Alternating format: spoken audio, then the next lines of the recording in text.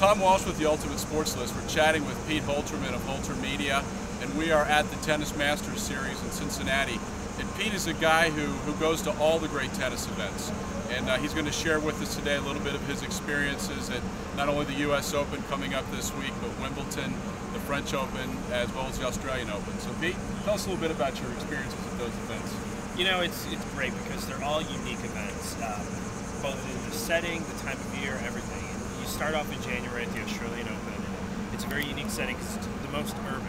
It's right in the heart of Melbourne. You can stay in the downtown hotels, walk to the venue. It's a spread out site. It was the site of the Olympics back in the 50s, so it's a great location. And it's right next to the Melbourne Cricket Ground. They have a new soccer stadium there. So it's a really great location. And it's the heat of summer, which when you come from the U.S. in January, it's fantastic because you're there in the heat of summer and really enjoying a nice break from the icy cold winter back home. And I think that's one thing a lot of people don't think about is it's actually the southern hemisphere. It is summer down there. Absolutely. And it's one of the things I think the broadcasters like to remind folks. They show all these shots of people laying out in the sun and sunbathing down there in Australia while you're sitting at home putting another log on the fire. The French Open, a little bit different. Obviously, it's the one where you don't speak English, so that changes everything. Everybody's speaking French. There's an emphasis there on a lot more hospitality, wining and dining. It's a very VIP experience. It's a little bit outside of Paris, so you're not right on the heart of it, but everybody gets back into the city and enjoys the Parisian nightlife, and it's like Wimbledon, no night play, so you have the nights free to go do things like that. Wimbledon is very unique. It's neighborhoody. It's literally in this little town of Wimbledon. It takes about 30 minutes, 40 minutes to get to the center of London, but Wimbledon Village itself is a great spot. If you're a tennis fan, it's fantastic because you can go out to restaurants in Wimbledon Village and have the players right there at the tables next to you, walking around. Everybody stays in houses right there, very close to the courts. U.S. Open is its own beast, and it's massive. 23,000 seat stadium onto just New York City itself. And most of the people stay in Manhattan, make the trek out, the 7 train, or take some of the different transport options they have to get out to the site.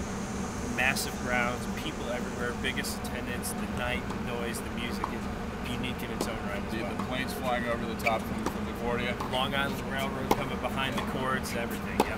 Now tell me, we've obviously in the Ultimate Sports List, we touched on the Grand Slam events, but tell us about one or two other of the great tennis events that you've been to that maybe we don't have on the list that people should check out. Well, I think the 3 Masters series that are played here in the U.S. are fantastic events.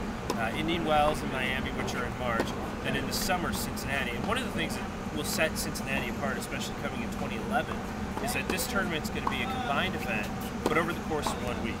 So if you go to Indian Wells or Miami, they play top half one day, bottom half the other. So every other day, your favorite players are playing.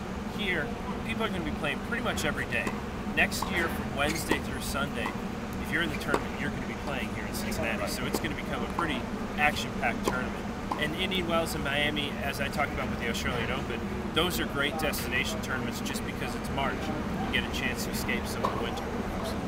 Now, as a sports fan, and obviously our list entails all the different sports in the world, tell us about one that you'd like to go to, that you haven't been to yet.